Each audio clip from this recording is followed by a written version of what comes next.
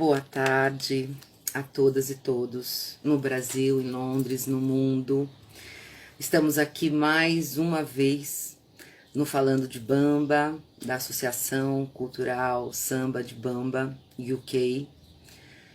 Hoje nós vamos falar de uma grande intérprete, musicista, sambista, uma pessoa extraordinária, Elizabeth Santos Leal de Carvalho, a nossa madrinha do samba, Beth Carvalho. Opa, Leonardo, nossa convidada já entrou para falar de Beth. Tá, deixa eu ver se eu consigo.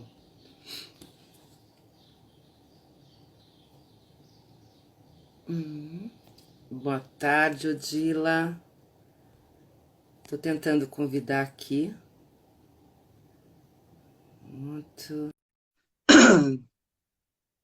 Será que tá entrando?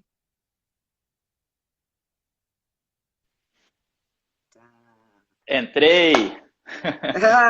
Boa tarde, Leonardo. Tudo Tudo bem? bem? Boa tarde. Como é que você tá? Tudo bem.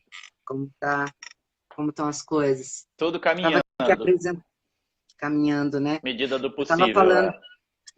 eu estava falando agora, né? Exatamente que a gente vai falar hoje sobre Beth Carvalho, mas hoje o mundo do samba está em luto, né? Nós perdemos ontem o grande Nelson Sargento, né? Mangueirista, sambista, grande músico, ser humano, artista, para esse vírus, né? Como que tá difícil, né, Leonardo? Meu Deus do céu, a gente acha que tá chegando, né? Tem uma luz no fim do túnel, de repente vem uma notícia como essa e nos mostra que está longe da solução, longe, né, da gente resolver isso, né? Estamos perdendo muitas pessoas queridas, né? Pessoas, enfim, familiares, amigos, colegas, colegas de trabalho. Acho que todo mundo já conhece a esse momento alguém, né, que se foi por conta da Covid. Uma devastação, uma tristeza. E, especificamente no mundo da arte, né, a gente está perdendo muitas pessoas importantes, né? Pessoas que ainda tinham muito para contribuir, pessoas que vão deixar muita saudade, né? Bibliotecas inteiras, né? Compositores que se partem deixando suas obras, mas ainda tinham muito por fazer aqui. E seu Nelson é uma perda assim, muito triste, porque ele era uma pessoa tão doce assim, pessoalmente, né? Uma pessoa tão querida por todo mundo. Acho que não tinha ninguém que não tivesse essa paixão por seu Nelson. Então, assim, ontem foi um dia muito sentido. Vi muitas homenagens, fiquei feliz com isso, porque realmente ele deixou muita saudade, né? Todo mundo demonstrando o seu amor por ele.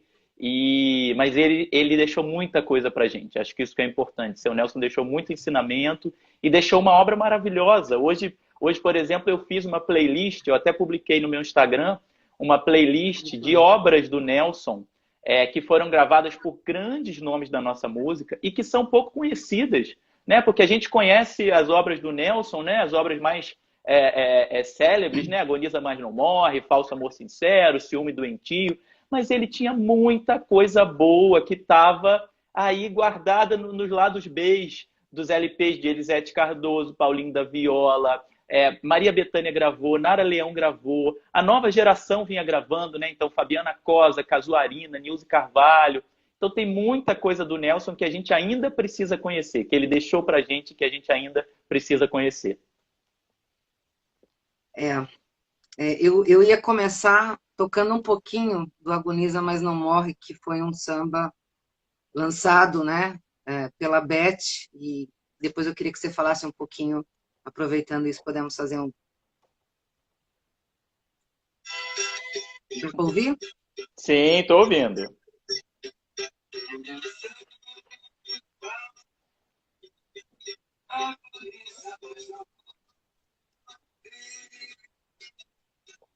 Sempre te saudade.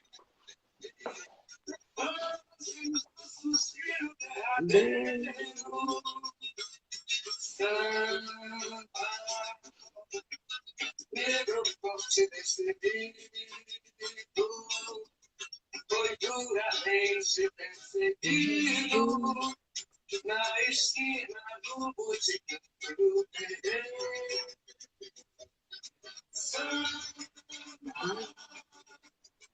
Inocente.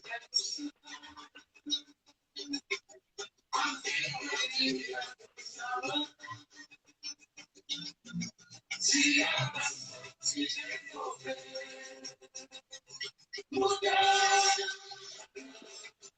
Lindo demais, né? É desse disco aqui, ó. Ele tá aqui do meu ladinho, esse disco, ó. É desse aqui, ó, do De Pé no Chão, que a Beth lançou em 1978. E Agoniza Mas Não Morre tá aqui. Nesse LP, que é um LP histórico.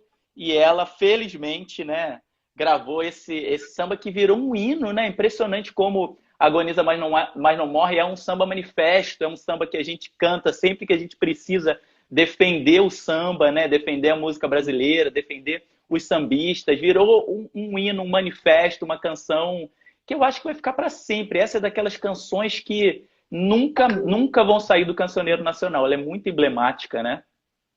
Não, é emblemática e fala muito dessa trajetória, né?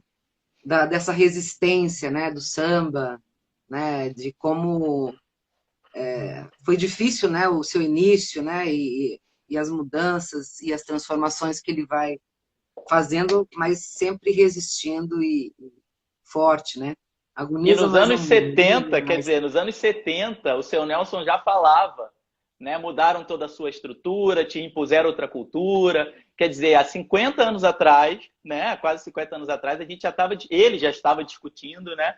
Essa deturpação dos valores do samba. Ele já estava preocupado com isso, já estava tentando alertar a gente sobre isso. Então, a gente vê que não é coisa de agora, né? Isso não é recente, né? Ele já ali no fim dos anos 70 já tinha essa discussão sobre as escolas de samba, por exemplo, perdendo. Nesse mesmo disco da Beth, ela grava uma música chamada Visual, né? Que é depois que o visual virou quesito na concepção desses sambeiros. Quer dizer, falava sobre essa invasão do visual, né? Da predominância do visual nas escolas de samba. Né? Então, essa já era uma discussão no fim dos anos 70, uma discussão que a gente tem até hoje.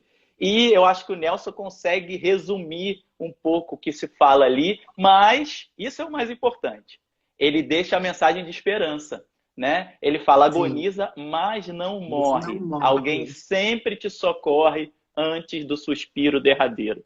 Então, o Nelson, se ele quis nos alarmar, né? Se ele quis nos alertar, nos abrir os olhos para o que estava acontecendo, ele nunca deixou de nos legar essa mensagem de esperança, falar assim, tudo bem, vamos nos preocupar com isso, mas fiquem tranquilos que morrer não vai. Não vai, não vai. E tá mais forte que nunca, né? Tá Ó, fortíssima. então, já que a gente começou falando, né, desse LP Pé no Chão, eu cheguei a assistir algumas coisas. Sempre quando eu vou fazer uma live, eu me preparo, eu leio, eu assisto coisas, né? Acho importante, né? E acabei assistindo uma live sobre a Beth Carvalho e eles estavam comentando, e me parece que o Edmundo chegou a comentar que foi talvez ideia dele, do Pé no Chão, né? O nome, o título do disco. Queria que você falasse um pouquinho para a gente sobre esse disco tão emblemático e que faz parte de um trabalho que você está fazendo, né? Que vai lançar em breve, não é isso? Isso, esse disco, ele é o disco, eu considero esse o disco mais importante da carreira da Beth Carvalho, né? É um disco de 1978. Inclusive, você falou do nome do disco, Pé no Chão, ele sai da música do Nelson Sargento, né? Que ele diz samba inocente, pé no chão. Né? Então ela tira Exato. esse trechinho e dá o nome ao disco de Pé no Chão, que tem tudo a ver, inclusive, né? A gente vê aqui a Beth no terreiro sambando, de pé no chão, inclusive, né? Ela quer Uhum. valorizar essa coisa da volta ao terreiro, né? Tem essa foto linda aqui do encarte, né? Que é Lindo. ela. A gente tem aqui Aragão. Olha, Aragão aqui do lado. Tá dando para ver, não tá? Aragão Tá dando para aqui. ver Aqui o Birani, que nos deixou agora também, recentemente, uma também. perda imensa. Né? A gente tem Neossi, a gente tem Dida, Neossi, Dida e Aragão, os autores de Vou Festejar. Né? Então, esse disco de Pé no Chão era a Beth querendo fazer o samba voltar a pisar no terreiro. Né? Foi esse disco que ela gravou com a turma do Cacique de Ramos. E a partir desse disco, ela passa a ser conhecida como madrinha né? É ali que surge a coisa da Uhum. madrinha, que nós falamos até hoje, né? Virou o grande epíteto da Beth, né? Beth, a madrinha do samba. Tudo começa nesse disco, porque é a partir dali que ela começa com quase essa missão de vida dela, de revelar novos talentos. Né? Ali foi um deságue, né? Foi um jorro de novos talentos que ela abriu para a música brasileira, porque ela começou a gravar a turma do Cacique de Ramos, né? Então, Uhum. aquela sonoridade que era feita no terreiro do Cacique de Ramos, uma sonoridade totalmente diferente, né, para o samba, né? Porque o Birani trouxe o repique de mão, o Sereno trouxe o seu tantã, o Almir Uhum. Neto traz o seu banjo. Então eles começam a fazer uma sonoridade muito diferente. Quando ela grava o De Pé no Chão, fica todo mundo impressionado. Eu brinco que o De Pé no Chão é o Chega de Saudade do samba. Sabe quando Chega de Que Saudade foi legal. lançado, do João Gilberto? E Uhum. a música brasileira inteira falou: meu Deus, que violão é esse do João Gilberto? Que maravilha, que forma diferente de tocar esse cara está trazendo. E é uma revolução, né, que influencia todo mundo, né? Caetano, a geração dos tropicalistas, o samba, inclusive. A Beth faz, guardadas as devidas proporções, a mesma coisa quando ela lança o De Pé no Chão e todo mundo ouve essas músicas e fala: meu Deus, que sonoridade é essa? Que som é esse? Da onde está vindo isso? Como é que ela conseguiu fazer uma coisa diferente? E é justamente a entrada desses instrumentos novos que viram o padrão de qualquer roda de samba a partir dali. A partir dos anos 80, tinha uma roda de samba em cada esquina, tinha repique de mão, tinha tantã e tinha banjo. E tudo começa nesse disco De Pé no Chão. Então é um marco na carreira da Beth, né? Ela, inclusive, falava que esse disco foi o disco que tornou ela popular ao extremo, Olha. né? Ela é conhecida, passa a ser conhecida no Brasil inteiro com o estouro do Vou Festejar, né? Que é a grande música do disco. Vou Festejar abre o disco e foi o grande estouro desse disco, né? E aí, quer dizer, a Beth toma esse tamanho e todo mundo começa a ficar atento também a esses compositores. Peraí, Aragão, que cara fantástico. Neossi, Uhum. peraí, Dida, Dedé da Portela, Beto Sem Braço, e aí começam a chegar os outros. Peraí, Sombrinha, Arlindo Cruz, Zeca Pagodinho, Luiz Carlos da Vila, Jovelina, meu Deus, aí pronto. E o samba se transforma totalmente nos anos 80, né? Tem aquela explosão do pagode nos anos 80, com Zeca Pagodinho, por exemplo, vendendo 1 milhão de cópias do seu primeiro disco, Beth vendendo muito, Fundo de Quintal vendendo muito, Aragão vendendo muito, Almir Neto com vendas absurdas. Então é aquela transformação dos anos 80 do pagode, né, que ganha o Brasil inteiro e tudo começa, né, a sementinha tá nesse disco no De Pé no Chão e por isso eu acho que é o disco mais importante da carreira dela. Ai, que maravilha. Estou falando um oi aqui pro pessoal, tem um monte de gente entrando. O Túlio, Odila, vê se está tudo ok. Fabiana, Leonardo Vieira também entrou. Beijão para vocês, gente. Sensacional essa história, né, Leonardo? O disco, o LP no Pé no Chão, e essa história da garimpeira Beth, né?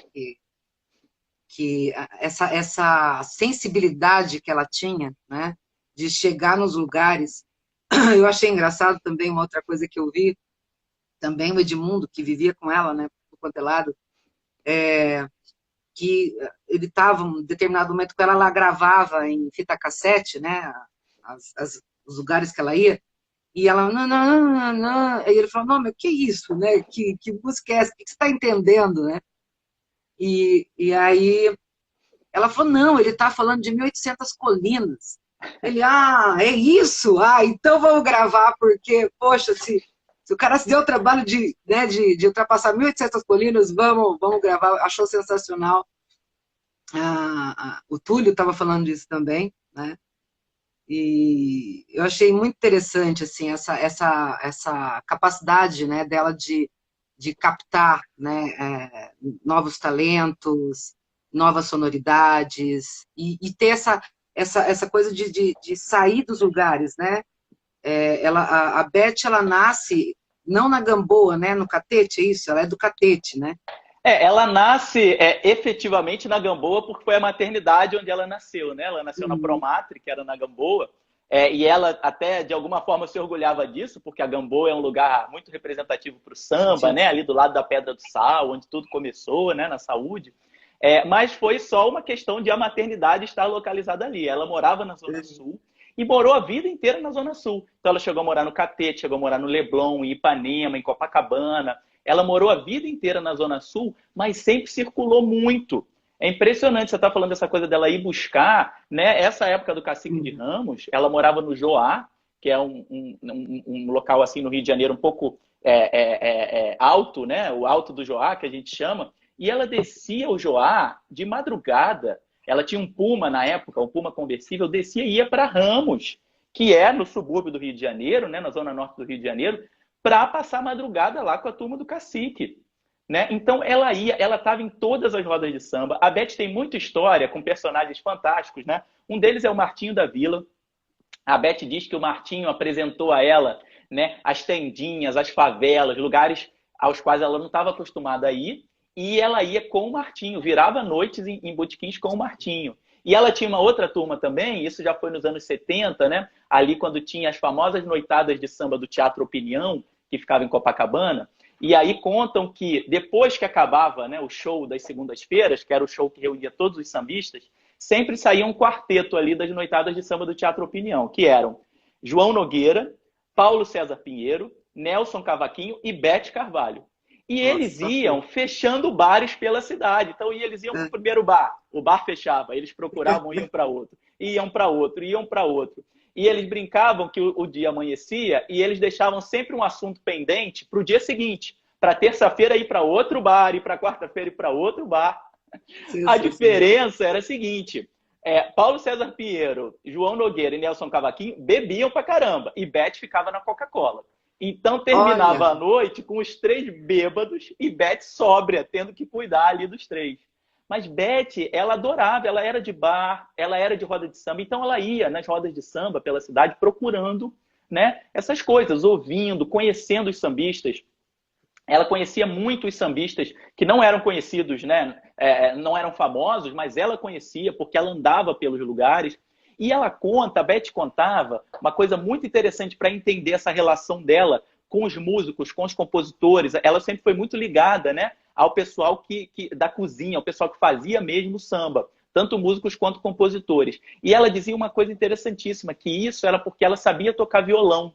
Então ela falava assim, o músico, né, o músico que estava na roda, eu me comunicava com ele, eu me entendia.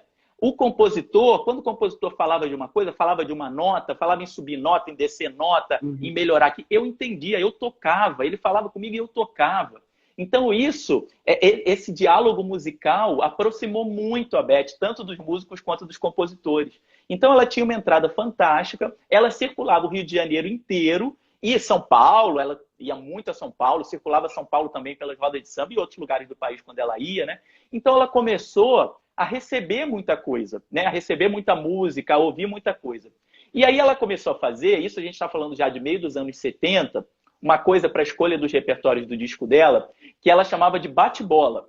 Ela fazia junto com o Rio do Hora foi o produtor dos discos da Beth no período áureo da Beth, do meio dos anos 70 até o meio dos anos 80.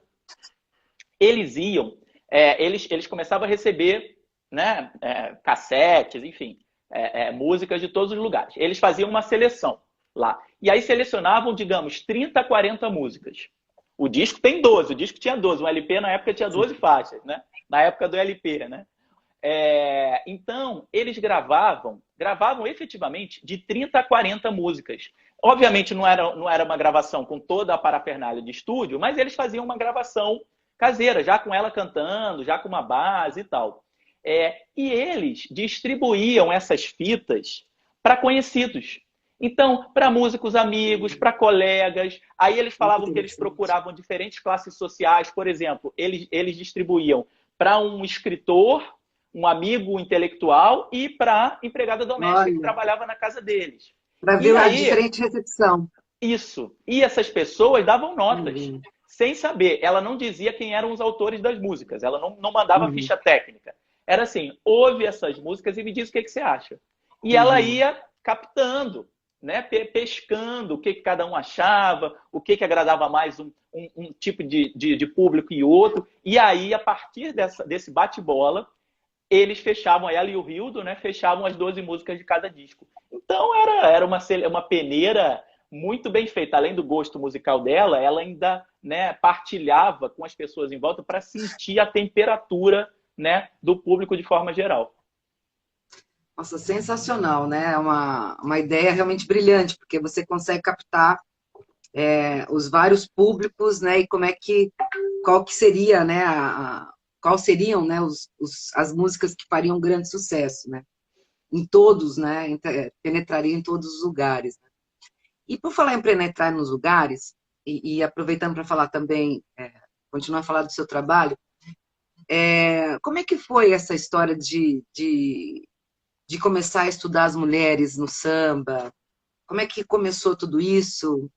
E claro que a Beth está dentro desse trabalho que também você vai lançar em breve, não é isso? Eu tenho uma paixão muito grande por essas cantoras. A Beth Carvalho é uma delas. Beth Carvalho é uma paixão minha, né? Acho que desde sempre, né? E eu tenho uma paixão por Dona Ivone Lara. Dona Ivone é uma cantora que eu amo. Alcione, Clara Nunes, Elza Soares. Inicialmente, a minha primeira ideia era escrever biografias dessas mulheres. Então, eu tinha um projeto de escrever uma biografia de Dona Ivone, aí depois eu tinha um projeto de escrever a biografia da Beth, da Alcione, eu comecei a querer fazer biografias delas. E comecei a estudar, né? Eventualmente eu partia para estudar uma, partia para estudar outra. E eu comecei a perceber que essas mulheres, elas tinham algo em comum. Embora fossem trajetórias muito diferentes, né? Uma vinda de cada lugar, né? Por exemplo, Dona Ivone, uma mulher que nasceu já, né, dentro de uma família de chorões, né, e depois se casou com o filho do presidente de uma escola de samba, então nasceu, né, no seio disso. A Alcione veio do Maranhão, a Alcione foi criada ouvindo Bumba Meu Boi, ouvindo outro tipo de música, ouvindo jazz, né? Beth Carvalho nasceu na Zona Sul, né? Então, assim, Clara Nunes nasceu no interior de Minas, são mulheres muito diferentes, mas tinha algo que unia essas mulheres, tinha algo que amalgamava essas histórias, que era o fato de elas serem mulheres que venceram num ambiente muito machista, que é o ambiente do samba, que é o ambiente da música e que é o Brasil. Né? Se a gente pegar os três, né, em todos os níveis, né, elas venceram num ambiente assim que sempre foi muito hostil à entrada delas, à chegada delas. Né? E aí eu comecei a olhá-las sob esse aspecto e falei, caramba, eu acho que eu vou reunir, em vez de fazer uma biografia de cada uma, eu vou reunir essas histórias e mostrar, a partir das diferenças, né, pontuando as diferenças entre cada uma dessas histórias, mas olha como tem algo que é comum a todas elas. Né? Primeiro, o fato de nunca terem sido estimuladas a serem artistas. Né? Todas essas mulheres nasceram entre os anos 20 e 40, todas nasceram na primeira metade do século passado. Né? E aqui a gente está falando do meu ABCDE, né? Que é Alcione, Beth, Clara, Dona Ivone e Elza. Todas nasceram na primeira metade do século passado. Mulheres, meninas que nasciam, que foram crianças, adolescentes naquela primeira metade do século passado, não eram de forma alguma incentivadas a serem artistas. Pelo contrário. Sim, sim. Totalmente desestimuladas. Era um ambiente que os pais não queriam ver as filhas de jeito nenhum. Né? Então, como essas mulheres, mesmo sem serem estimuladas em casa, porque hoje em dia é muito comum, né? Os pais quererem que as filhas sejam artistas, que vão para a televisão, que tenham fama. Naquela época era a morte para uma família ter uma filha que fosse para esse caminho. Né? E as 5 foram. E quando chegaram, né, nesses ambientes, no ambiente da música e no ambiente do samba, sofreram muito. Porque sempre foi um ambiente muito hostil. Eu vou te dar um exemplo. A gente acabou de ver essa foto aqui, que eu vou mostrar de novo. Porque Fantástico. É uma foto de uma mulher com 20 homens em volta numa roda de samba. Então, assim, esse é um ambiente 100% masculino. E Beth chega lá e tem que se impor como mulher, e tem que se impor como a estrela que era ela. Ela estava no meio de 20 homens, mas a estrela aqui era ela. Né? Então, isso que Beth passou aqui, todas as outras passaram, e aí são as diferenças, né? Como cada uma passou por isso, né, nas suas realidades, e como cada uma lidou com isso. né? E são histórias tão diferentes e tão lindas, né? A forma como cada uma lidou com isso, né? O que cada uma passou, né? E as ferramentas, né, que cada uma utilizou para se livrar disso. Por exemplo, dando um exemplo bem prático e que todo mundo consegue reconhecer ao longe, Elza Soares. Elza Soares sempre foi muito guerreira, sempre foi muito lutadora, sempre foi muito forte, impositiva, venceu botando o pé na porta. Dona Ivone Lara chegava de mansinho. Dona Ivone Lara pisava devagarinho. Dona Ivone Lara sempre comeu pelas beiradas, né? Dava a música para o primo assinar, para depois ela aparecer. Então, assim, cada uma tinha o seu ferramental, tinha o seu jeito de lidar com isso. Mas as 5 venceram, né? E aí, obviamente, quando eu fui fazer esse livro, eu percebi que eu não podia falar só das 5. Então eu volto lá atrás no passado e começo a falar do começo, do início dessa história, com Tia Ciata, Chiquinha Gonzaga, passando pelas cantoras que vieram antes delas, né? Carmen Miranda, Aracide Almeida, Araci Cortes, Elisete Cardoso, Clementina, Leci, não podia deixar de falar da Leci, que tem uma importância também fundamental, e chego até as gerações seguintes. Tereza Cristina, Roberta Sá, Mariene de Castro, Nilce Carvalho, Marina Iris, que é da novíssima geração, né? Então, esse livro que vai sair, talvez julho, agosto, falta um pouquinho ainda para ele chegar, faz esse panorama dessa história das mulheres cantoras no samba brasileiro. Tomara que vocês gostem. Ai, sensacional. Já estou doida para ler, hein? Me avisa que eu quero comprar e divulgar também. Com A certeza. gente vai divulgar aqui no Samba de Bamba e vamos divulgar aí também na universidade, né? Esse, falasse... esse vai demorar um pouquinho ainda para sair, agora vai sair um outro, quer dizer, esse já tá na mão, que é um livro sobre compositores de samba enredo. Olha, que bacana. Esse já saiu, já está na mão, deixa eu pegar para te mostrar. Ah, por favor. Tem a caixinha que está aqui do lado, deixa eu aproveitar, é esse aqui. Esse já rodou. Esse já rodou. Olha, que lindo. Três poetas do samba enredo. Olha. 3 poetas do samba enredo. Esse livro eu escrevi com Gustavo Gasparani e Raquel Valença, né? São 3 autores. E nós queríamos falar sobre grandes compositores de samba enredo e cada um fez o perfil de um compositor. Então, Raquel Valença fez o perfil de Aloysio Machado, que é do Império Serrano. O Gustavo Gasparani fez o perfil do Hélio Turco, que é o maior vencedor de sambas da Mangueira. E eu fiz o perfil do Davi Correia, que é o maior vencedor de sambas da Portela. Então, a gente faz um perfil desses 3 e tem um capítulo conjunto de nós 3 que nós falamos sobre o samba enredo, sobre essa evolução do samba enredo.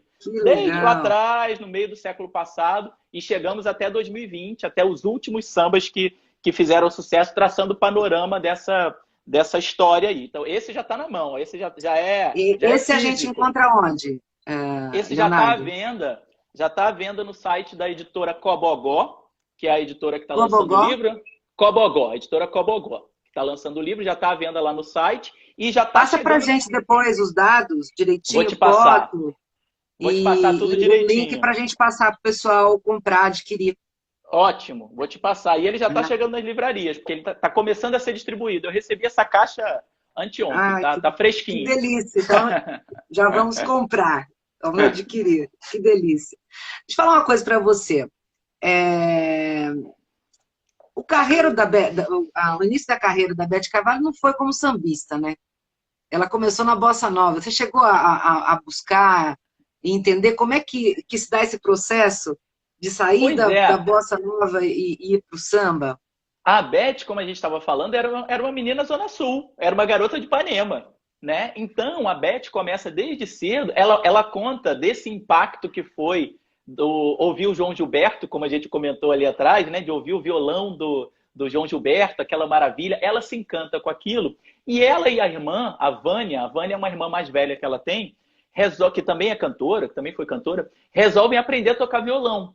Então entram em aulas de violão as duas, e conforme foram crescendo, né, viraram adolescentes, ali o pós-adolescência, elas começam a frequentar as famosas rodas de violão que aconteciam na Zona Sul, que eram as rodas de apartamento, né? Quem primeiro começou a frequentar foi a Vânia, porque a Vânia era mais velha, né? Então a Vânia começa primeiro aí. A Vânia cantava muito bem, a Vânia é viva até hoje, é uma cantora, tem uma voz maravilhosa, a Vânia Carvalho, tem discos lançados.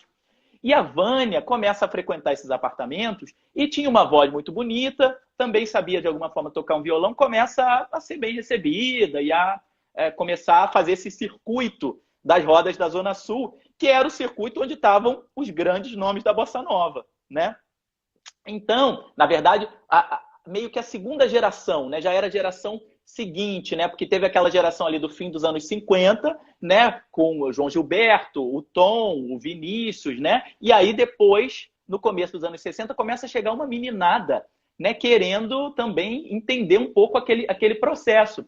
E aí a Vânia, que começa a cantar nessas rodas, ela começa a levar a Beth para a Beth acompanhar ela no violão.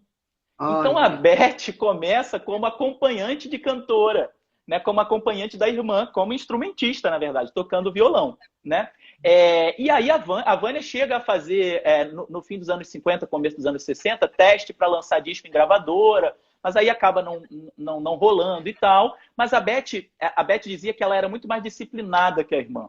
Então ela ia mais nas aulas de violão, ela se empenhava mais naquilo, a Beth era mais persistente nesse sentido.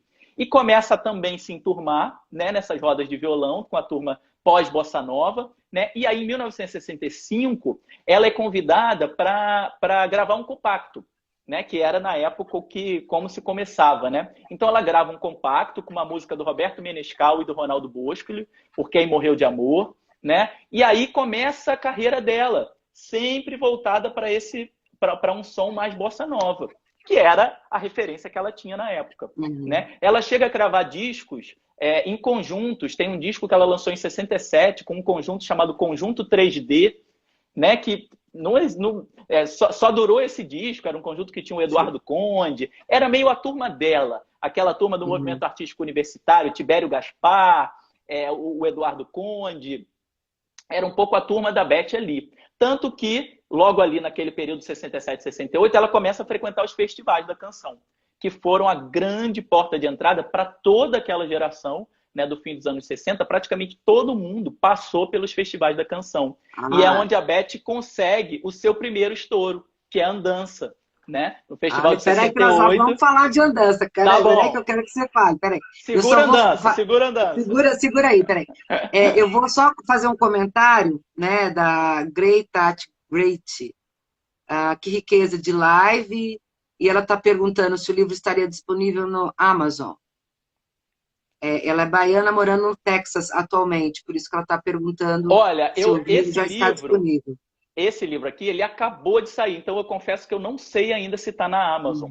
Os meus outros livros estão na Amazon, a biografia do Zeca Pagodinho, o livro que eu lancei sobre o Salgueiro, o livro que eu lancei sobre Vila Isabel, estão todos, eu sei que estão todos na Amazon. Esse, como saiu anteontem, eu confesso que eu ainda não vi se já está lá na Amazon. Eu sei que está no site da editora Cobogó, eu tenho certeza que já está à venda, mas vou ficar te devendo a Amazon. Porque eu ainda não vi, mas prometo ver assim que eu sair daqui. E ela está dizendo também que você é um verdadeiro contador de histórias. Quanto conhecimento! Gostoso demais ouvir. Vamos nos educar apreciando a nossa cultura brasileira, né? Obrigado, beijão. O palco...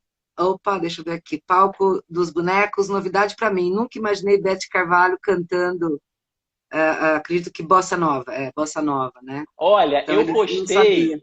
Deixa eu aproveitar esse comentário dela para falar. Eu postei no meu Instagram, depois vocês conferem lá, Leonardo Bruno Oficial, deve ter umas 2 ou 3 semanas, um vídeo da Beth, de 1968, ela com violãozinho na mão, cantando Upa Neguinho, no maior estilo Bossa Nova. Olha. É um vídeo lindo. É preto e branco, vídeo preto e branco, a Beth novinha. A Beth tinha ali 22 para 23 anos.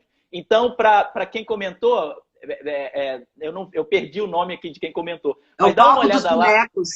Palco dos Bonecos. Dá uma olhada lá, porque você vai adorar esse vídeo, porque é um vídeo bonito, lindo, e para quem não conheceu essa parte da Beth, é muito surpreendente, porque ela tá ali como a menininha Bossa Nova. Olha.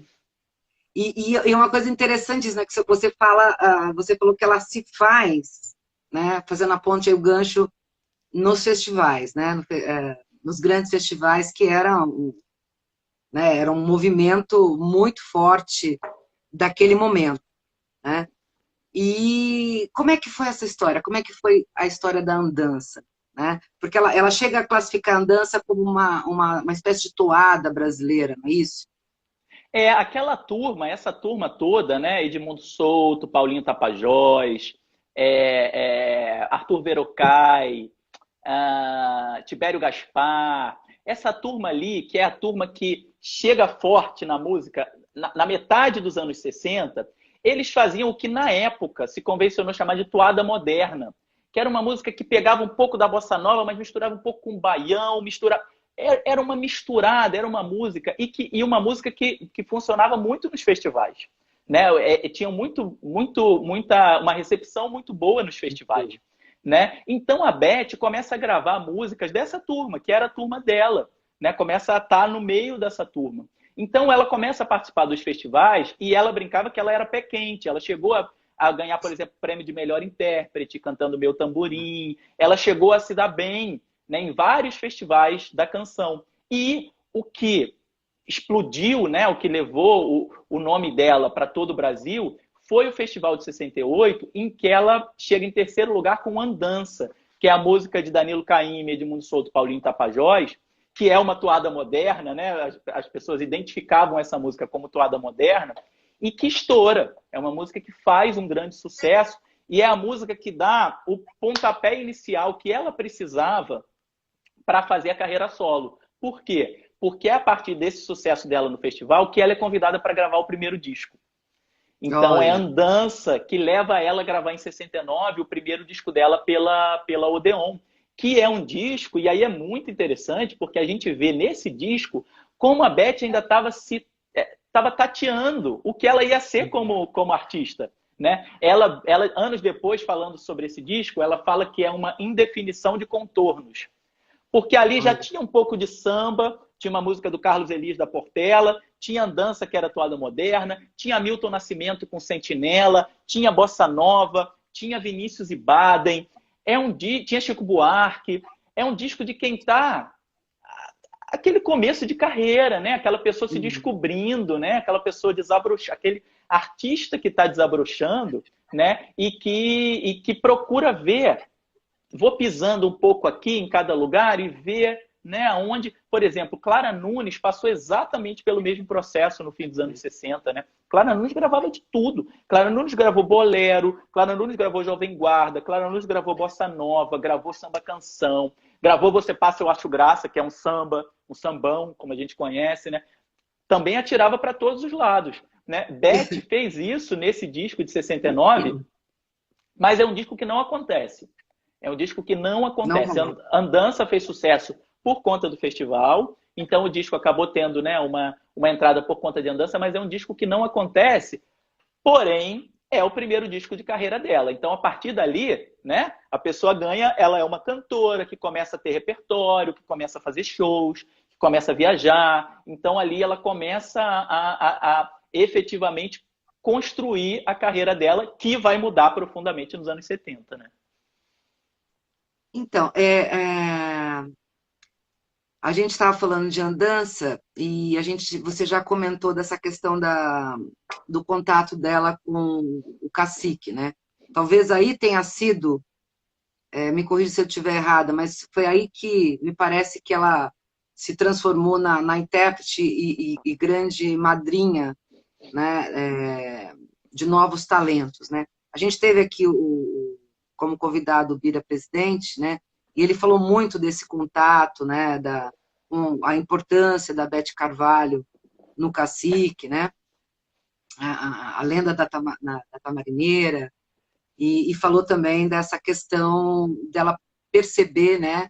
A nova forma de tocar do Cacique e levar isso para a gravação, para o estúdio, né? Não sei se você poderia contar um pouquinho mais dessa história desse disco que tem essa gravação. Então, aí depois, quando entra nos anos 70, né, a Beth já vinha namorando samba. Nos anos 60, por exemplo, ela faz um show no Teatro Jovem, aqui de Botafogo, com o trio ABC da Portela, Noca da Portela, Picolino. Então, ela conhecia Carlos Elias. Ela brinca até que os primeiros sambistas que ela conheceu assim foram os sambistas da Portela. Foi o primeiro contato mais forte, o Noca, o Carlos Elias e tal. Então ela já tinha uma relação ali. Ela começa depois a frequentar as noitadas de samba do Teatro Opinião, no começo dos anos 70.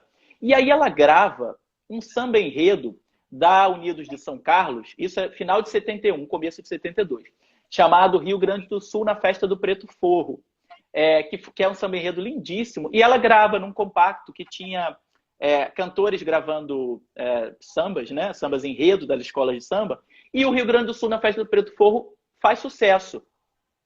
Então, Beth fala, olha que interessante, ela começa a se identificar mais com esse público, né? E aí, o Rio Grande do Sul na Festa do Preto Forro, inclusive, é um samba que ganha estandarte de ouro no Carnaval, é um samba que ficou muito, muito relevante, né? Beth propõe a Odeon, que era a gravadora dela, onde ela tinha gravado o disco de 69, Beth propõe a Odeon, olha, eu quero fazer um disco só de samba, eu acho que é aqui o meu lugar. Eu me encontrei com essa turma, com essa gente, com esse ritmo, eu me encontrei aqui. Só que a Odeon fala assim, não dá. Mas, Beth, por quê? Porque a gente acabou de lançar uma cantora com um disco só de samba que está fazendo um sucesso danado, que é a Clara Nunes. A Odeon tinha acabado de lançar o disco de 71 da Clara Nunes, que é o disco em que Clara Nunes faz a mesma virada de chave que Beth ia fazer. Né? Daquela cantora do fim dos anos 60, que era uma cantora romântica, de bolero, de jovem guarda e tal, e que grava um disco esplêndido, o disco de 71 da Clara Nunes, um disco só de samba.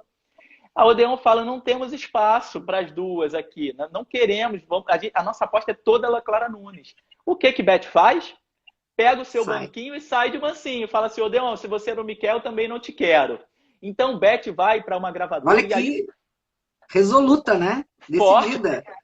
Ela estava certa do que ela queria. E aí, Beth faz uma coisa muito corajosa, que é ir para uma gravadora minúscula. Porque a gente estava falando de grandes gravadores, multinacionais e tal. Beth vai para uma gravadora minúscula chamada Tape Car, que era uma gravadora que tinha uma sede bem pequenininha na Avenida Brasil, longe de tudo, né? Mas ela vai para essa gravadora porque é onde ela encontrou um espaço, uma gravadora que resolveu lançar um disco dela cantando samba. E aí ela faz o disco que ela lança em 73, chamado Canto por um Novo Dia, que é o disco em que ela grava samba. É o primeiro disco da Beth Carvalho como a gente conhece, essa artista que a gente passou a conhecer, né? Então ela grava Folhas Secas, do Nelson Cavaquinho, que é uma música emblemática desse disco, né? E ali, em 73, ela começa essa carreira, né, da sambista Beth Carvalho, né? O De Pé no Chão, esse disco com Cacique, vai vir em 78. Já é 5 anos depois. E nesse meio tempo, né, a Beth tem uns sucessos como sambista, antes de Pé no Chão. A Beth lança 1800 Colinas, que você citou lá no começo, que é no disco de 74.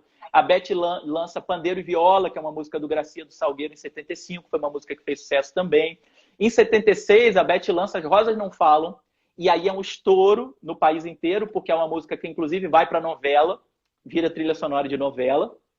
Então, estoura no país inteiro. Em 77, ela lança O Mundo é um Moinho, também do Cartola. Também é outra música que vai para novela e que faz muito sucesso. Ou seja, ela já tinha ali, né, no fim de 77, a Beth já tinha 5 discos como sambista consolidados. Discos com sucessos, discos reconhecidos. Ela já vendia muito bem. A Beth já era uma boa vendedora de disco, já era uma das grandes vendedoras de disco dos anos 70. Então, é só no 6º disco dela como sambista que ela chega no Cacique. Ou seja, quando ela chega no Cacique, ela já era uma estrela. Ela já era uma estrela, ela já era reconhecida como sambista, só não era tão popular quanto ela se tornou com o Cacique, que aí é o estouro da popularidade, mas ela já era uma cantora muito relevante no cenário musical. Nossa, e é sensacional isso que você fala, né? Ou seja, uma das coisas que eu ouvi também, né, estudando mais sobre essa para nossa conversa, foi uma fala também, acho que do Edmundo. Ele diz assim que Beth era uma artista completa, não só porque ela tocava, né, tocava violão, cantava muito bem, tinha uma energia, uma performance de palco maravilhosa, mas porque ela era uma guerreira, né? Ela era muito perseverante nas coisas. E você, desde o começo, você fala que Vânia, a irmã, me parece que não tinha essa pegada, essa como é que eu vou dizer? essa dedicação, né, ao estudo, que a música exige muito isso, né? E me parece que Beth faz, e é muito interessante porque ela tem não só a garra e a perseverança, mas quando ela acredita que esse é o caminho, ela abre mão de uma grande gravadora, porque ela acredita que ela está no caminho certo. E é impressionante, a gente teve aqui o Noca, né, da Portela, e numa conversa com ele, achei muito interessante ele contando, e aí eu sempre gosto de falar um pouco no pré-live e durante a live, né? Então, às vezes, tem coisas que a gente conversa no pré-live e depois, muitas vezes, não fala na live. Não lembro se foi falado ou não. Mas ele conta uma história da música Virada, que o Tancredo Neves liga para ele, falando que ia ser a música, né, em prol da redemocratização do país, e ele muito engajado, né, com relação à política, ele topa e abre mão dos direitos autorais da música e pede para que a gravadora também abra. Só que ele faz um pedido, né? A única coisa é que seja a Beth a intérprete desse samba, né? E ele conta que foi maravilhoso, foi um grande sucesso, estourou no Brasil inteiro. Então eu queria que você falasse um pouco mais dessa Beth, que além de ser guerreira no samba, é também uma grande, uma artista engajada politicamente, né? Tem muita coisa, muita história aí, né? Conta pra gente. Muita. Beth era um ser político por natureza, né? O pai da Beth já era muito, muito engajado, né? Beth diz que o pai dela falava muito sobre Jango, sobre Getúlio, sobre essas grandes figuras, né? Sobre Prestes, que ela aprendeu essas coisas com o pai dela. O pai dela foi caçado na ditadura militar, né? Então a família da Beth viveu um momento muito difícil ali no meio dos anos 60, porque o pai deles, né? O pai da Beth e da Vânia, é caçado, né? E aí, a Vânia, que estava talvez indo para esse caminho da música, a Vânia tem que ir trabalhar para trazer dinheiro para casa, porque o pai estava caçado, né? Então é quando Vânia, por exemplo, vai para a área da publicidade. Vânia desiste um pouco da música e vai para a publicidade. Beth começou a trazer dinheiro para casa como? Dando aula de violão. Então Beth achou no violão a forma também, além do prazer dela pessoal, de alguma forma trazer algum sustento para casa, trazer um dinheirinho para casa. E aí ela sempre foi essa pessoa muito, como você falou, muito determinada, muito decidida. Por exemplo, um exemplo desse disco que a gente está falando, de Pé no Chão, era um disco muito difícil de se gravar, porque, como a gente falou, o repique de mão, o banjo, o tantã, eram instrumentos que não eram comuns nas gravações de samba. Então, os técnicos da RCA, os técnicos de estúdio, né, na época o Mário Jorge Bruno, Luiz Carlos Terrez, tiveram que dar um jeito, junto com o Rio do Hora, que era o produtor, para gravar esses discos de uma forma que a sonoridade refletisse o terreiro. E eles todos dizem que a Beth era muito exigente. Ela queria melhor sonoridade, ela queria melhor qualidade, ela não aceitava nada mais ou menos. Nada. Ela sempre foi muito... Ela primava muito por cada detalhe da carreira dela. Tanto do repertório, né? A gente falou como ela era definia os seus repertórios de forma magistral. Até o fim da carreira, não tem um disco da Beth que você não fala, cara, que repertório. Tem uns que estouram mais e outros estouram menos, mas a qualidade de todos é incomparável. E ela consegue, né, muito sucesso com isso, mas ela fica... E a Beth fala, você falando de virada, eu lembrei de uma coisa que ela fala muito interessante. A Beth não é se arrepende, mas ela ficou um pouco... depois, né, pensando a posteriori, né, ela fala que ela se arrependeu de não ter gravado músicas de protesto, de não ter se engajado durante a ditadura. A Beth não fazia parte daquela turma, né, que gravava músicas engajadas, que fazia durante os anos 70, né? Porque nos anos 60 ela ainda não tinha uma carreira, mas nos anos 60 e 70 ela não foi essa artista que tinha. Mas ela dizia que isso aconteceu porque ela tinha o fantasma do pai caçado. Então ela ainda tinha certo receio, ela ainda tinha certo medo. Ela realmente fazia a política dela de outra forma, porque só cantar samba, só gravar Nelson Cavaquinho e Cartola, você já está sendo político ao extremo, né? Você já está... Só de trazer esse povo de Ramos, jogar holofote sobre essa galera que está fazendo samba em Ramos, já é política pura, né? mas não é aquela política de canções engajadas, de letras engajadas. E aí chega a virada, no começo dos anos 80, né, que se torna um grande símbolo daquele momento do Brasil de saída do período sombrio da ditadura militar e entrando numa fase de democracia. Virada se torna esse grande símbolo, né? Vamos lá, rapaziada, é a hora da virada, né? Vira esse grande símbolo. A Beth é a voz, né, desse momento. E depois é muito interessante porque a gente começa a ver mais explicitamente, já no período democrático, como a Beth era uma pessoa engajada. Então, ela se associa muito à figura do Brizola, né? Foi uma figura que até a morte do Brizola, até a morte da Beth, inclusive, né? A gente lembrava de um e pensava no outro. Beth fazia fotos com aquele lenço vermelho no pescoço, que era uma marca do Brizola. Beth gravava todos os jingles do PDT, que era o partido do Brizola. Beth chegou a ser presidente de honra do PDT, né? Se engajava em todas as campanhas, né? Depois se associou muito ao Lula, né? Depois da morte do Brizola, se associou muito ao Lula, lutou muito contra o impeachment da Dilma, se engajou fortemente, né, na luta contra o impeachment da Dilma. Quando o Lula volta, tem uma cena muito interessante, que é o seguinte: Lula ficou preso muito tempo, né? Beth estava viva ainda, mas Beth morre, né, logo em seguida. Quando o Lula é solto e vem ao Rio de Janeiro pela primeira vez para fazer um encontro com artistas, com o público, pela primeira vez dele no Rio depois de solto, ele faz uma homenagem a Beth Carvalho. Ele fala: eu queria citar o nome de uma companheira que não está aqui, porque se foi, mas que lutou muito para que esse momento acontecesse, Beth Carvalho. Então, Beth foi lembrada até depois da morte dela como essa pessoa engajada politicamente. Beth encontrou Fidel Castro, Beth encontrou Hugo Chávez, né? Beth falava desses grandes nomes da política sempre de esquerda, né? Getúlio, Prestes, João Goulart e tal. E Beth tinha um outro tipo de luta também política, né? Mas, por exemplo, Beth foi uma grande lutadora pela numeração dos discos na indústria fonográfica.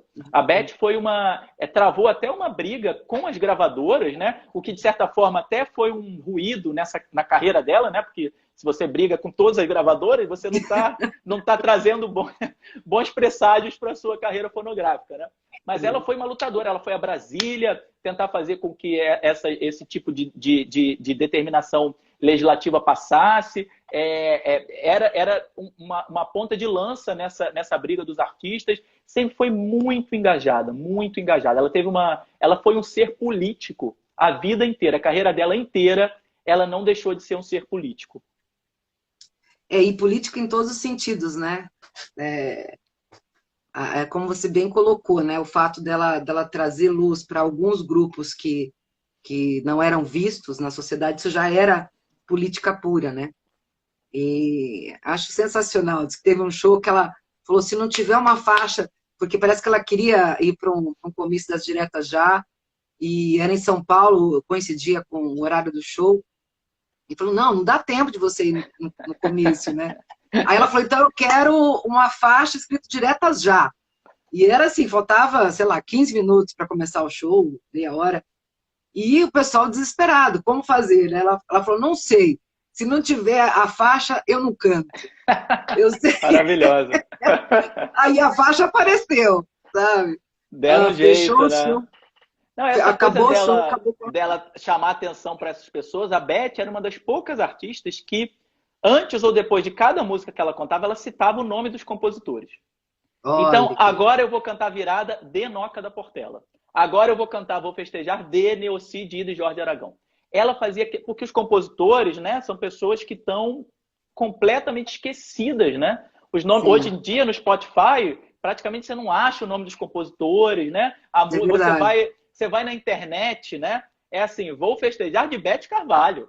Vou Festejar de Beth Carvalho. Né? Praticamente não se fala o nome dos compositores. E a Beth falava. Você ia no show dela, a cada música, ela falava: agora eu vou cantar Marcando Bobeira, de Beto Sem Braço, Dão e João Quadrado. Ela sempre citava o nome dos compositores, que é, né, política pura, né? Que é você valorizar essas pessoas, que é você trazer essas pessoas para o holofote, né? E muito humano também, né? Porque mostra uma artista sem essa vaidade, né? Uma artista que também está aberta, generosa, né? E consciente de que são essas pessoas que fazem parte do seu sucesso, né? Esse sucesso é dividido com essas pessoas. Né? É. Quer dizer, elas são fundamentais para isso. Então, isso é muito importante, porque tem gente que, né, o sucesso sobe a cabeça e esquece, né? Beth não, né? E daí o carinho, né? A gente vê ao final da vida dela muitas fotos, né? A gente também entrevistou uma com Carlinhos Pandeiro de Ouro. Ele era muito amigo de Beth, também mangueirense, também quero falar um pouquinho da Beth mangueirense. Nos últimos shows, ela só deitada, assim, mas ela rodeada, né? Sim. Com os amigos, sempre muitos amigos, né? Sempre muito querida, né? Então, isso é muito bonito, isso é muito gostoso de ver, né? Além de ser uma grande artista, era uma grande pessoa, né? Não, sem Conta dúvida. pra gente. E importante nessa.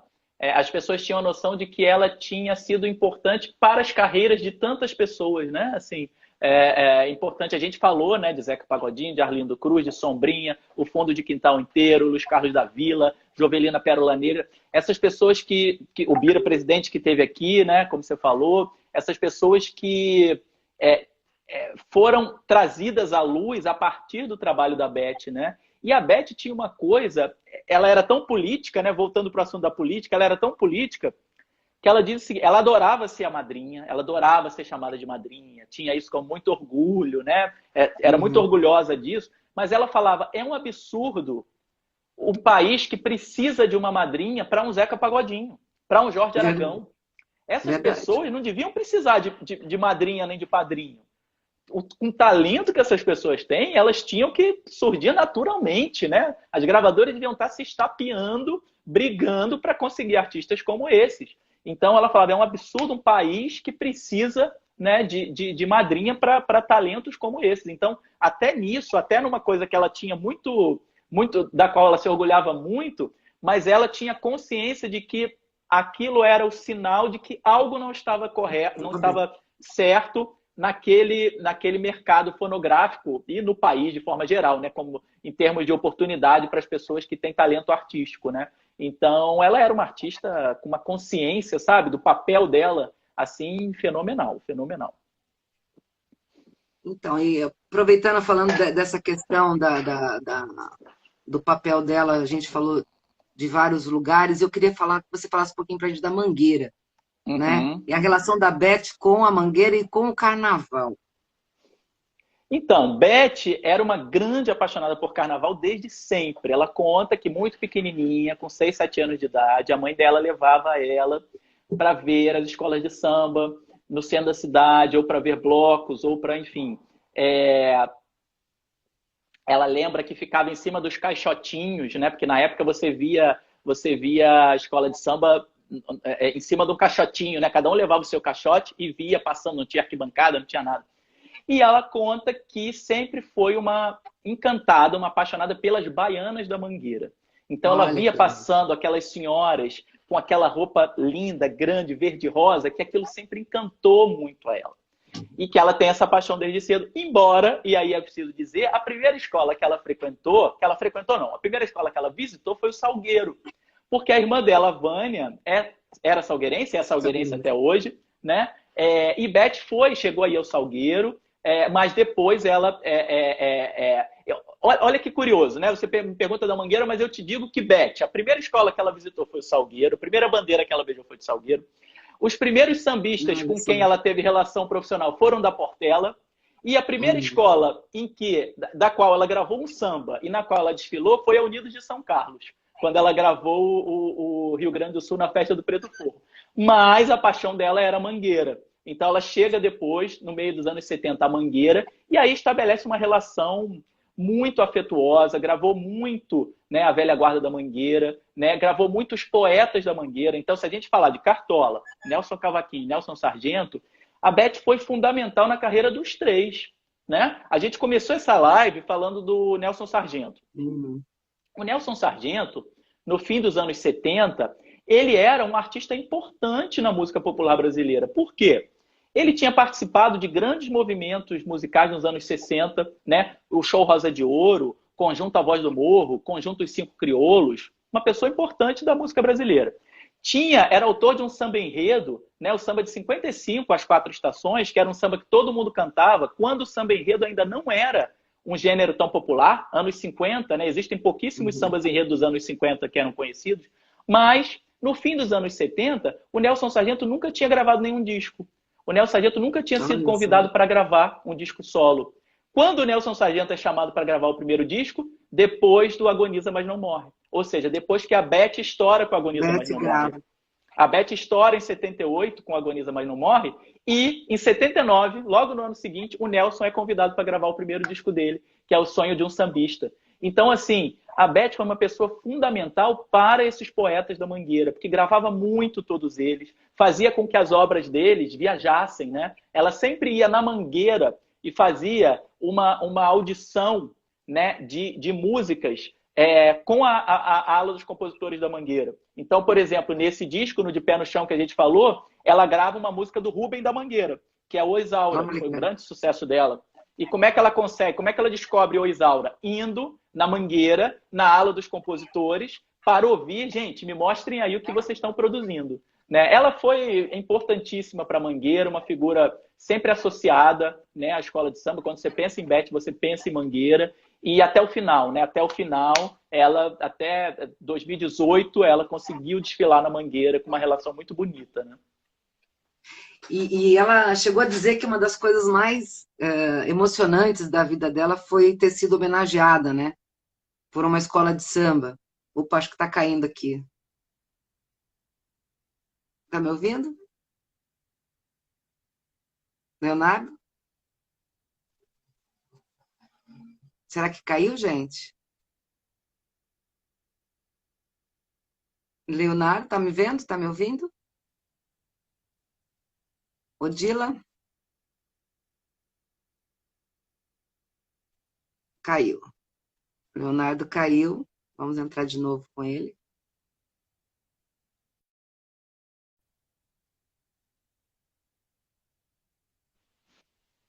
Voltei? Opa, voltou. Voltei, caí e voltei. Pronto. Ai, que bom. Então, que ela chega a dizer que uma das maiores emoções, talvez, que ela tenha tido foi ter sido homenageada, né? Por uma escola de samba. E não foi, a primeira que homenageou não foi a Mangueira, né? Se não me engano. Né? A Beth foi enredo. A Beth é enredo de escola de samba em 84, né? Ou seja, a Beth tinha 10 anos como sambista, né? A Beth começa a gravar samba em 73, então era até jovem, né? Tinha uma carreira jovem. Ela é enredo em 84 da Unidos do Cabo Sul, e ela é muito curioso porque era a inauguração do Sambódromo aquele ano, e a Unidos do Cabo Sul era do segundo grupo, era da segunda divisão das escolas de samba, que desfilava primeiro, né? Primeiro tinha o desfile do segundo grupo e depois tinha o desfile do primeiro grupo. E a Cabo Sul é campeã com a homenagem a Beth Carvalho. Então, sempre ficou o título de que a Cabo Sul, com o Beth Carvalho, foi a primeira campeã da história do Sambódromo. Né? Então, Beth é campeã naquele ano, é super reverenciada. Beth depois é enredo da Alegria da Zona Sul, também no segundo grupo, foi enredo em São Paulo. Nunca chegou a ser enredo da Mangueira, né? Recebeu homenagens aqui e ali, nunca chegou a ser enredo da Mangueira. Quem sabe, né? Quem sabe, daqui a pouquinho. Merecido, seria merecido. Né? Eu acho que é merecidíssimo, né? Merecidíssimo. Vai ser lindo, né? Tem uma pergunta que eu acho que é difícil, mas eu não posso deixar de falar, porque ela falava muito, que gostava muito de gravar dentre os vários compositores. Me parece que o Nelson Cavaquinho talvez fosse o que tivesse uma predileção. É isso mesmo? Por quê? Ela dizia que era apaixonada por Nelson Cavaquinho. Ela dizia, ela falava, amo Cartola, mas Nelson Cavaquinho é minha grande paixão. Ela tinha uma coisa com Nelson Cavaquinho, assim, e uma relação muito forte também pessoal, né? A Beth diz que sempre adorou o Nelson Cavaquinho e que, antes de conhecê-lo, lá nas noitadas de samba do Teatro Opinião, ficava olhando ele de longe, tinha medo de se aproximar, né? Achava o Nelson, às vezes, um pouco mal-humorado, forte, sisudo, exatamente. Então ela tinha um pouco de medo de se aproximar, e aí pensava, hoje eu vou falar com ele. Não falava. Ou amanhã eu vou falar com ele, não falava. E ficava naquela, e aí um dia ele estava num bar, tocando assim, no fundo do bar, com os amigos e tal, bebendo. Aí ela falou, é hoje que eu vou me aproximar dele. Ela estava com o violão também, chegou perto dele começou a entrar ali na roda e começou a tocar e cantar todas as músicas dele. Mostrar que sabia Que todas as legal. músicas dele. Pronto, ganhou o homem, né? Ganhou o homem, ganhou o Nelson Cavaquinho. Sensacional. Viraram amigos. A primeira grande música que Beth grava é Folhas Secas, do Nelson Cavaquinho, de samba, né? Falando da carreira dela como sambista. E Nelson Cavaquinho, Folhas Secas tem uma história maravilhosa que a gente pode falar dela. Mas Nelson Cavaquinho dá o cavaquinho dele para Beth Carvalho, presenteia ela com o cavaquinho dele.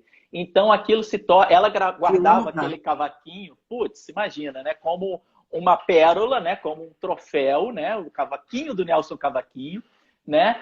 Usava ele em muitos shows, usava ele volta e meia. E o que mostra essa relação deles, né? Assim, Beth grava Nelson Cavaquinho.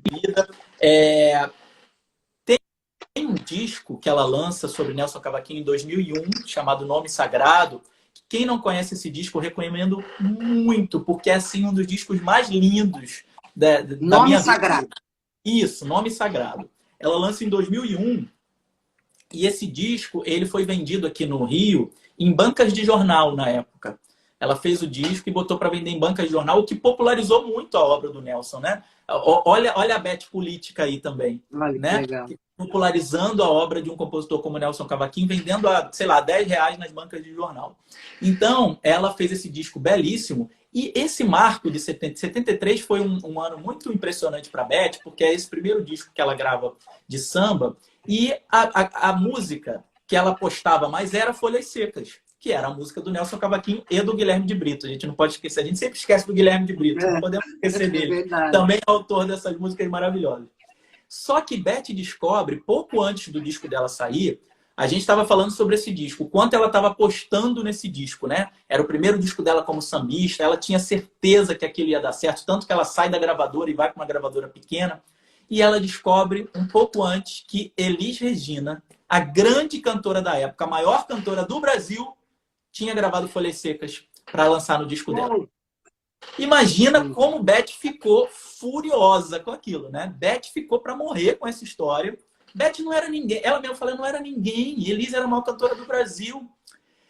Qual é? E aí Beth descobre. Primeiro ouve falar, tenta descobrir. Quando ela chega à conclusão de que era aquilo mesmo, a Polygram, que era a gravadora da Elis, já estava distribuindo o single para as rádios. Beth manda a Tapecar também distribuir singles, vira uma briga e tal. O que aconteceu? Nossa, que interessante. O César Camargo Mariano, que era o produtor do disco da Beth, na época estava casado com Elis. Estava recém-casado com Elis. Elis ouviu a música através de César, porque César estava trabalhando nos arranjos, falou, eu vou gravar isso aí. E grava, e Beth não fica sabendo, Nelson Cavaquinho não fica sabendo, é meio uma rasteira musical ali na história. Beth fica para morrer, só que a música dela sai, também faz sucesso. E, na verdade, as Folhas Secas que entraram para a história foram a de Beth. Porque, inclusive, a gravação dela tem Nelson Cavaquinho tocando violão na gravação da Beth, de 73. Mas a de Elis faz sucesso, tá? A Elis não ficou... A gravação da Elis também é muito bonita. É outro estilo, não é um estilo sambão. É um estilo mais lento, tem um arranjo mais suave, mas é bem bonita. E no mesmo ano, em 73, no fim do ano, o Nelson grava um disco e registra também Folhas Secas. Então, Folhas Secas tem 3 registros históricos em 73, mas o que ficou para a história é o de Beth. Mas foi uma música que deu muita dor de cabeça para ela, viu? Nossa, que rasteira, né? Meu Deus! Elas que nunca loucura, falaram, imagina. elas nunca mais falaram, a Beth e a Elisa. A Beth ficou assim para morrer. Foi uma briga assim de foice. Foi... É muito chato, né? Chato mesmo. Agora, bom, você acabou de contar uma história muito interessante, que é essa, né? Eu ia pedir para você contar das histórias que você conhece, que você deve ter várias, né? Já contou várias pra gente. Se você teria mais alguma história interessante para contar pra gente sobre a Beth. Olha, e eu também queria saber... Pode falar. E eu queria saber se você canta e toca. Rapaz, eu ouvi, você tem uma voz bonita. Mas vai sair todo mundo da live aqui se eu começar a cantar, vai ter certeza. Você perguntou de uma historinha, eu lembrei de uma coisa que mostra esse olhar apurado da Beth. É algo que sempre me impressionou muito. Eu sempre pergunto para todo mundo que eu vou entrevistar, que viveu aquela época, O que aconteceu ali? Porque Beth chega, como a gente falou, no Cacique de Ramos em 77. E aí, em 78, grava esse disco. Beth grava discos, a partir dali, todos, tem muitos compositores do Cacique. 78, 79, 80, 81, 82. Ela grava 5 discos, né, de 78 até 82, todos produzidos pelo Rio do Hora, discos que fazem muito sucesso e com muitas músicas do Cacique. Então, depois de 78 e 79, ela estoura com Coisinha do Pai, que é outro fenômeno. Então, ela vai enfileirando uma série de sucessos. Só que, nesses 5 discos, de 78 a 82, que ela gravou todos os compositores que você possa imaginar do Cacique, Almir Neto, Jorge Aragão, Sombrinha, Arlindo Cruz, Dedé da Portela, Dida, Neossi, Sereno, todos que você pode imaginar. Ela grava todo mundo ali do Cacique, mas ela nunca chamou nenhum deles para gravar com ela, para cantar com ela. Ou seja, ela tinha mais de 5 anos ali no Cacique, com cantor, porque todos eles tinham gravado disco. O Aragão já tinha gravado disco, o Almir Neto, Arlindo Cruz já estava no fundo de quintal. Ela nunca chamou. Em 83, ela resolve convidar um bamba do Cacique para, ela não só gravou uma música dele, mas convidou ele para cantar com Zeca Pagodinho. Oi. Que se tornou o maior nome dessa geração. Então, assim, olha que olhar clínico dessa mulher. Que impressionante. Essa mulher já tinha tido contato com todo mundo, com o Luiz Carlos da Vila, com todo mundo. Mas o cara que ela olhou e falou, esse aqui eu vou convidar para cantar comigo, foi Zeca Pagodinho. E aí, em 83, o Zeca participa do disco dela, né, do disco Suor no Rosto. Eles gravam Camarão que Dorme a Onda Leva. Essa música vira um clipe no Fantástico. O Zeca participa do clipe no Fantástico, né? E ali começa a carreira de cantor do Zeca. Então a Beth, olha, ela estava ali no meio de um manancial de grandes artistas e ela enxergou que aquele cara tinha algo diferente. Ela pensou o Zeca e jogou o Zeca. Como brinca, o Zeca sempre brinca, fala assim, depois que a Beth Carvalho me descobriu, eu nunca mais tive sossego. Ou seja... E a partir dali, Zeca Pagodinho nunca mais teve sossego. Sensacional essa história. A Odila Junta, que é a nossa idealizadora do samba de bamba, né? Ela fala, a gente na roda só toca Beth. É verdade, da Elis é linda também, mas para a roda é lógico a Beth. E aliás, Londres, né? Em Londres já estão conseguindo aí, né, sair às ruas e me parece que a primeira roda de samba do grupo vai ser agora nesse domingo. Confirma depois pra gente, Odila. Ai, que maravilha. Como eu queria estar em Londres nesse momento. Pois eu também. A roda de samba para poder sair na rua. E para acabar com esse caos, né, com essa sensação de que parece que a gente nunca vai conseguir ter uma normalidade de novo, né? Sim. Mas essa gravação da Beth, a Odila fala da gravação da Beth, realmente foi a gravação histórica de Folhas Secas, né? Assim, é o Folhas Secas que está na nossa memória. A Beth, logo depois que grava o Folhas Secas, ela vai... Na época, a Elisete Cardoso tinha um programa na TV Record. Ela apresentava, a Elisete Cardoso era apresentadora de um programa. E aí a Beth vai cantar Folhas Secas, lançar a música, né? Vai no programa de televisão fazer o lançamento do disco. E aí a Elisete apresenta, fala minha amiga Beth Carvalho, blá, blá, blá. Então vamos lá, Beth, vamos ouvir Folhas Secas. E deixa o palco para ela. Aí Beth fala, só um minutinho, queria antes falar uma coisinha rápida. Aí a Beth fala assim, vou contar uma história sobre Folhas Secas para vocês. Eu cantei essa música, Folhas Secas, um dia num show, e Elisete Cardoso estava na plateia. Aí a Elisete depois veio falar comigo, adorou a música, porque é uma música linda, e falou assim, nossa, que música linda, eu quero gravar. De quem é? Ah, do Nelson Cavaquinho. Nossa, eu quero ver se eu gravo essa música. Aí Beth falou assim, não, mas eu estou gravando no meu disco. Aí Elisete falou, não, então se você está gravando no seu disco, essa música é sua. Aí Beth diz assim, isso mostra o quanto Elisete Cardoso é uma artista fundamental, ou seja, dando uma estocada na Elis. Sim. que era rival de Elisete, né? Tinha uma rivalidade ali das duas, quem era a grande cantora brasileira, né? Beth vai no programa de Elisete, não perde a oportunidade de jogar a história da Elis na roda ali para todo mundo saber, né? Ai, sensacional, muito bom. Leonardo, eu gostaria de saber se você tem. Você não vai cantar mesmo pra gente? Cantar, meu Deus do céu, não tem Um condição. pedacinho. Bom, eu vou fazer só De uma música, assim, eu sei que você deve gostar de várias músicas da Beth, né? Uma que Posso você. cantar uma música que a Beth gravou, mas que tem a ver com esse momento da perda do Nelson Sargento? Diz Claro. assim: em Mangueira, quando morre um poeta, todos choram. Vivo tranquilo em Mangueira, porque sei que alguém há de chorar quando eu morrer. Eu pensei muito nessa música com a morte do Nelson Sargento, que é Nelson Cavaquinho dizendo que quando morre um poeta em Mangueira, todos choram e que ele ia tranquilo porque sabia que iam morrer, que iam chorar a morte dele. E a gente chorou muito a morte de Nelson Sargento, né, desse poeta de Mangueira, e acho que essa morte desses poetas a gente chora porque se vai um pouco da gente, né, porque se vai um pouco do que a gente né, porque hoje somos Nelson Cavaquinho, somos Nelson Sargento, somos Beth Carvalho, eles formam um pouco do que nós somos, né? Então a gente sente um pouco essa perda, mas nós sambistas, a gente chora cantando. E eu acho isso lindo, né? Isso é uma coisa nossa que vem muito da cultura negra, né? Da forma como se enxerga a morte, né?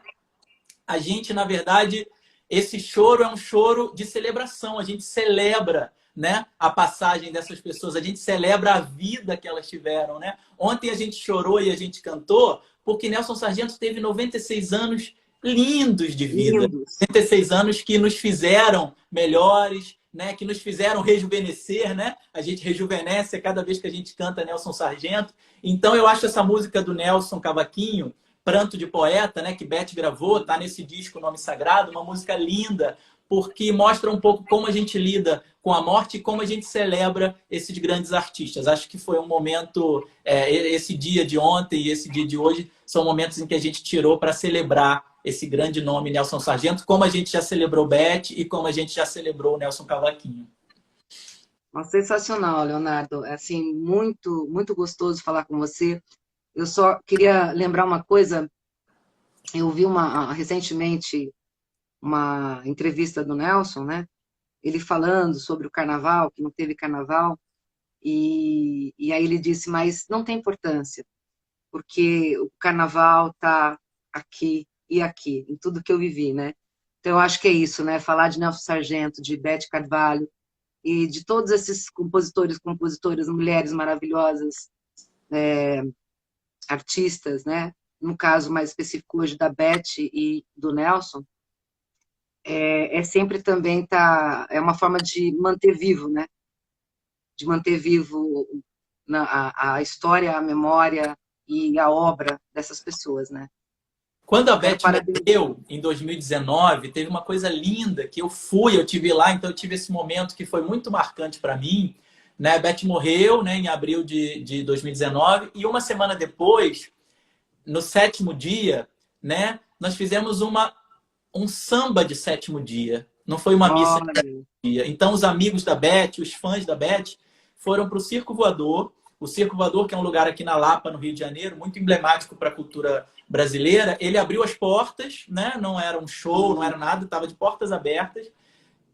Num palquinho, no centro do Circo Voador, todos os amigos dela se reuniram e os fãs, todo mundo invadiu o Circo Voador e passamos porque eu estava lá, mas eu não era um obviamente, dos artistas, mas passamos, nós, fãs e admiradores da Beth, uma tarde, uma noite inteiras cantando Beth Carvalho, celebrando Beth Carvalho, cantando o repertório dela, né? Cada um também, às vezes, que chegava, falava um pouco sobre ela.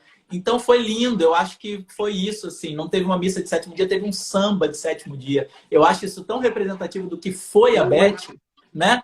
No dia seguinte da morte da Beth, no jogo do Botafogo, o Botafogo, que era o time de coração dela, não teve um minuto de silêncio, teve um minuto de música. A torcida, Nossa, em vez de fazer um sensacional. minuto de silêncio, a torcida passou um minuto cantando. Não é Nossa, lindo isso? Nossa, nossa, arrepiei maravilhoso. aqui de lembrar. Arrepia, arrepia, imagina. É lindo É um demais. mesmo, É isso, é Beth lindo. Carvalho, é isso. É um pouco o resumo do que é a Beth Carvalho. Eu acho que esses dois momentos foram muito emblemáticos. E a energia pura, né? Eita, mulher que A Beth maravilhosa. tinha uma coisa de... Os próprios discos dela, eu acho que é uma característica da cantora. A gente falou pouco sobre as características dela como cantora. Acho que se falou pouco na carreira inteira dela. Ela gravava os discos como se estivesse no palco. Os discos Sim. dela, mesmo os discos de estúdio, parecem disco ao vivo. Porque ela falava, hey, vamos, agora, papá. E puxava a música. E puxava... A Beth era uma puxadora, como a gente costuma dizer no carnaval, nas escolas de samba. Ela era uma puxadora de samba, né? O tempo inteiro falando... Parece que o tempo inteiro ela está falando com a plateia. O tempo inteiro ela está falando com a gente. Ela está chamando a gente. Ela não está só cantando a música. Ela está te estimulando a cantar também. Exato. Né? Ela é Perfeito, uma cantora perfeito. espetacular. O que você falou, essa energia dela, né? Sim. Eu acho que é um pouco isso, porque a gente se sentia o tempo inteiro chamado pela Beth. A Beth é o tempo inteiro chamando a gente, e isso era muito lindo, porque a gente ia, né? A gente nunca deixou de ir com ela. Ah, nossa, rápido. Que fácil. Ai, Leonardo, adorei a nossa conversa. Depois eu quero que a gente converse mais e depois troque mais coisas que eu quero falar com você. Passa para a gente todas essas informações do Spotify, do livro e dos próximos que virão, tá bom? Amei, todo mundo aqui amou, ficou apaixonado pela forma como você narra e conta as histórias. É delicioso te ouvir, né? Imagino que deve ser delicioso ler também. Então, quero agradecer a todo mundo que está aqui nos ouvindo, né? Que entrou, que participou, que gosta e que ama o samba e que mantém também esse legado vivo, né? E a Odila, a todos aí, um beijo grande e fiquem com Deus. Um beijo. Tchau, Obrigada, obrigadíssimo. Leonardo. Beijo a vocês todos. Obrigadíssimo pelo convite. Até a próxima. Até. Beijo.